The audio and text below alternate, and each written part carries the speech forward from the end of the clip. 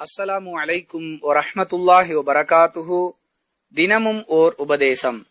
4 பண்புகள் எவனிடம் உள்ளனவோ அவன் வடிகட்டிய முனாஃபிக் ஆவான். அவற்றில் ஏதேனும் ஒன்று ஒருவனிடம் இருக்க அவன் அதை விட்டொழிக்கும் வரை நயவஞ்சகத்தின் ஒரு பண்பு அவனிடம் இருந்து கொண்டே இருக்கும். அவை: 1. நம்பினால் துரோகம் செய்வான். 2. பொய்யே பேசுவான். 3.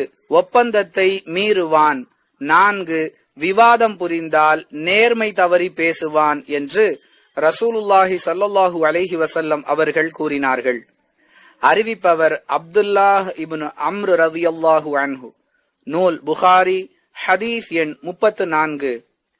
அன்புள்ள சகோதர சகோதரிகளே, ஒருவனுடைய உள்ளத்தில் நயவஞ்சகம் எனப்படும் பண்பு குடியிருக்கிறது என்பதற்கு இந்த ஹதீஸில் சொல்லப்பட்ட 4 அடையாளங்களும் ஆதாரங்களாக இருக்கின்றன. ஒவ்வொருவரும் தம்மை தாமே சுய பரிசோதனை செய்து கொள்ள வேண்டும். அதாவது, மேலே சொன்ன பண்புகளில் ஏதேனும் ஒன்றாவது நம்மிடத்தில் இருக்குமேயானால் நம்முடைய உள்ளத்தில் நயவஞ்சகத்தின் ஒரு பகுதி இன்னமும் இருந்து கொண்டிருக்கிறது என்பதை புரிந்து நம்மை சரி செய்து கொள்ள முயற்சிக்க வேண்டும். அல்லாஹ் உதவி செய்வானாக. வாஹிரு தவானா அனில் ஹம்துலில்லாஹி ரப்பில் ஆலமீன். அஸ்ஸலாமு அலைக்கும் வரஹ்மத்துல்லாஹி வபரகாத்துஹு.